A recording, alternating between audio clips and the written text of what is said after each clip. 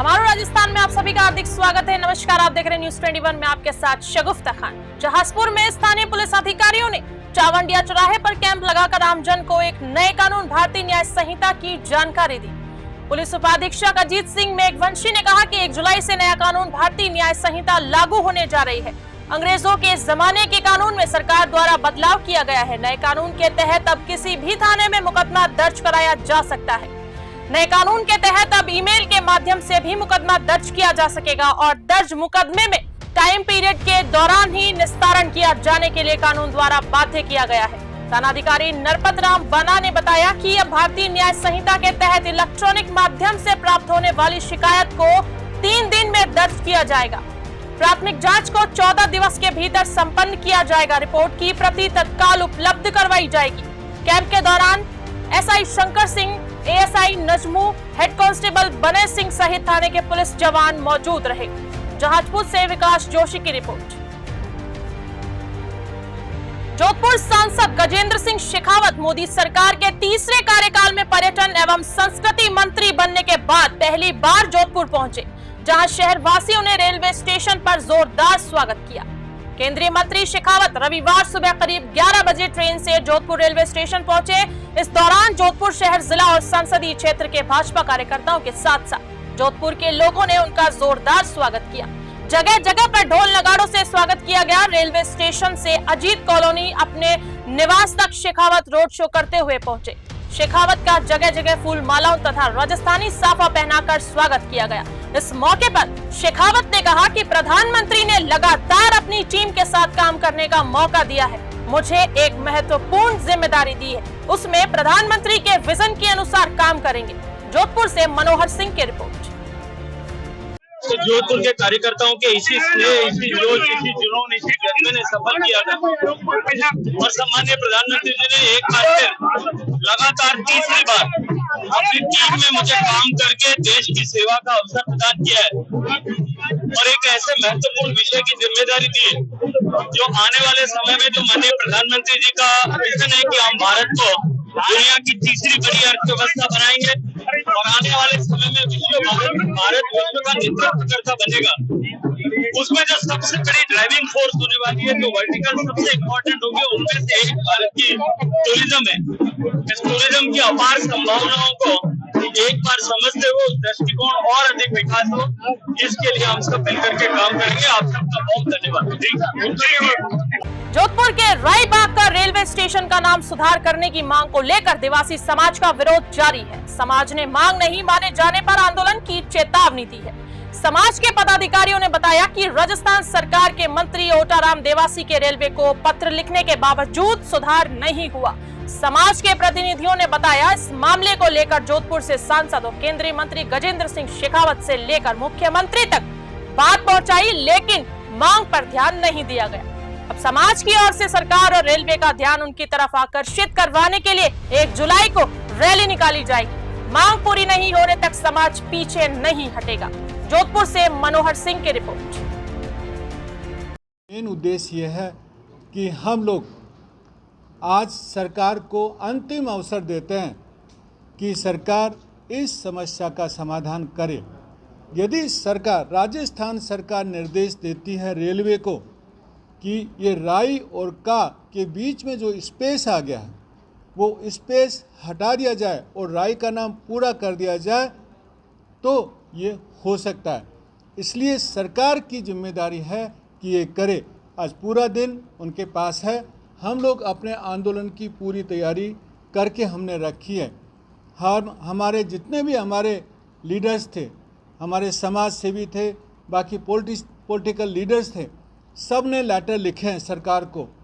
लेकिन बहुत ही दुख की बात है, सारे लेटर रद्दी की टोकरी में चले गए। एक के ऊपर भी एक्शन नहीं हुआ है। एक के ऊपर भी एक्शन नहीं हुआ है। बहुत दुख की बात है सरकार को। मतलब सरकार को समाज की कोई पड़ी नहीं है। सरकार को समाज की संवेदना में बिल्कुल भी कोई पेन नहीं है। इतने दिन से हम लोग बोल रहे हैं नाम ठीक कीजिए, नाम ठीक कीजिए, कोई रेस्पॉन्स नहीं। हमने हर सीएम को हमने लेटर लिखे, हमने सारे मिनिस्टर्स को लेटर लिखे, हमने डिप्टी सीएम को लेटर लिखे, लेकिन कोई जवाब नहीं। इसका मतलब ये हुआ कि जनता यदि कोई भी डिमांड उठाती है, सरकार को कोई फ़र्क नहीं पड़ता है। लास्ट में हमने डिसाइड किया कि हम लोग जोरदार आंदोलन करेंगे, रोड के ऊपर बैठेंगे, तब तो सरकार सुनेगी ना। तो कल हमारा पर्पज़ यह है कि पूरे भारत से राय का लोग यहाँ पे आ रहे हैं। एसएन मेडिकल कॉलेज से हम लोग अपनी पूरी रैली शुरू करेंगे और अलग अलग जगह पे होते हुए राय का बाग स्टेशन पे आएंगे। राय का बाग स्टेशन के ऊपर हम लोग सिंबॉलिक वहाँ पे धरना देंगे। क्यों? क्योंकि ये मुद्दा राय का बाग से संबंधित है। और लास्ट में हम लोग कलेक्ट्रेट के सामने जो हमारा धरना स्थल है वो उसके ऊपर जाएंगे। दूसरी बात, वहाँ पे हमने टेंट वगैरह आज लगवा रहे हैं, तो पूरी तैयारी है। दूसरी बात मैं आपको ये बताना चाहता हूँ कि हमने ये सोच के तैयारी की है कि यदि लंबी लड़ाई चलती है तो उसके लिए भी हम लोग तैयार हैं। राज्य सरकार अगर एक चिट्ठी लिखकर रेलवे प्रशासन को कह दे तो तुरंत ये कार्य हो सकता है। हमारा झगड़ा इस बात के लिए है कि हम राज्य की सरकार को हमने चुना है और राज्य सरकार की कोताही से, लापरवाही से उसने ये सब चीज़ें ध्यान नहीं रखी, तब जाके ये आज स्थिति आन पड़ी है। और रहबारी समाज, इस भारतीय जनता पार्टी हमेशा ये आश्वासन देती आती है कि भाई हम लोग जो है भाजपा निवासी भाजपा के साथ है और भाजपा निवासियों के साथ। दुख की बात तो ये है, हम सब लोगों ने बैठकर इस तरीके से प्लानिंग करी है कि इस आंदोलन को अगर 6 महीने भी चलाना पड़ा तो जिस आक्रोश के साथ, जिस जोश के साथ और जिस उत्साह के साथ हम पहले दिन से शुरू करेंगे वो आंदोलन अगले 6 महीने तक भी चल सकता है। ये सरकार को मैं ये चेताना चाहता हूँ कि अगर जल्द से जल्द इस फैसले में निवारण कर ले, अन्यथा हमारा अगला पड़ाव ये होगा कि हम हमारे पशुधन के साथ शहरों में घुस जाएंगे। हम हमारे ऊँटों के साथ, भेड़ बकरियों के साथ, हमारे जानवरों के साथ शहर की आबादियों में घुस जाएंगे। फिर प्रशासन को संभालना बहुत मुश्किल होगा। इसलिए आग्रह है भजन लाल जी से, भारतीय जनता पार्टी की राजस्थान सरकार से कि वे जल्द से जल्द इसमें निर्णय करें, अन्यथा बहुत बड़े खामियाजे भुगतने के लिए सरकार को तैयार रहना चाहिए। पूरा भारत भर में आक्रोश है, लोग तो आउट ऑफ कंट्री में रहते हैं, वो भी रही का आ रहे हैं इस नाम के लिए। तो ये बहुत बड़ा आंदोलन हो सकता है। इसीलिए हम सरकार से यही गुजारिश करते हैं कि हमारी एक छोटी सी त्रुटि है, इसको आप पूरी करवा दें, अन्यथा हमें। खबर करौली से है, जहां राष्ट्रीय पल्स पोलियो अभियान के जिला स्तरीय अभियान का शुभारंभ विधायक दर्शन सिंह गुर्जर द्वारा किया गया। विधायक गुर्जर ने शहरी पीएचसी गणेश गेट पर बच्चों को पोलियो की खुराक पिलाई।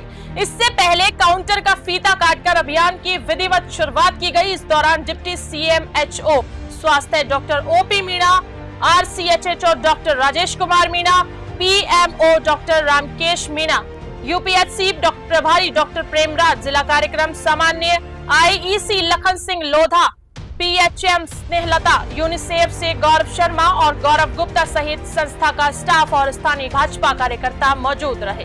करौली से नवीन शर्मा की रिपोर्ट। श्री माधोपुर कस्बे के सीताराम बावड़ी आश्रम पर होनहार विद्यार्थियों के लिए सम्मान समारोह का आयोजन किया गया। बावड़ी आश्रम के महंत 1008 श्री श्री ओकार दास महाराज के सानिध्य में 10वीं तथा 12वीं कक्षा बोर्ड में 90% अंक प्राप्त करने वाले श्री माधोपुर ब्लॉक के कुल 64 विद्यार्थियों को प्रतीक चिन्ह, ट्रॉफी और उपहार देकर सम्मानित किया गया। हर वर्ष की तरह इस बार भी होनहार छात्र छात्राओं को सम्मानित करने के लिए सम्मान समारोह आयोजित किया गया। इस मौके पर महाराज ने कहा कि संस्कारों के बिना शिक्षा अधूरी है। कार्यक्रम का संचालन दिलीप सिंह शेखावत ने किया। इस मौके पर ब्लॉक मुख्य शिक्षा अधिकारी विनोद कुमार शर्मा, ONGC के स्वतंत्र निदेशक डॉक्टर माधव सिंह, भामाशाह व्यवसाय महावीर यादव समेत गणमान्य लोग मौजूद रहे। श्री माधोपुर से रविकांत अग्रवाल की रिपोर्ट। खबर हनुमानगढ़ के रावतसर से है, जहां संघर्ष समिति के अध्यक्ष मनोज सोनी की अध्यक्षता में पोस्ट ऑफिस में पौधारोपण किया गया। अध्यक्ष सोनी ने बताया कि इस वर्ष हमने 300 पौधे लगाने का संकल्प लिया है। समिति द्वारा विभिन्न स्थानों पर पौधारोपण कार्यक्रम कर रहे हैं। अभी आगे मौसम में परिवर्तन होगा, बारिश का दौर भी शुरू होगा। हमारे क्षेत्र में अन्य संस्थाओं और संगठनों से हम पौधारोपण में भी सहयोग लेंगे और सभी से पौधे लगाने की अपील करेंगे, जिससे बहुत अच्छे तरीके से वृक्षारोपण अभियान को मजबूती मिलेगी। कार्यक्रम में ह्यूमन राइट्स अध्यक्ष जगदीप सिंह, पोस्ट ऑफिस से पोस्ट मास्टर गोविंद राम शर्मा, समिति सदस्य और पोस्ट ऑफिस स्टाफ मौजूद रहा। हनुमानगढ़ से विनोद चौधरी की रिपोर्ट। हमारा राजस्थान में फिलहाल इतना ही। सही, सटीक और निष्पक्ष खबरें देखने के लिए यूं ही बने रहे News 21 पर। धन्यवाद।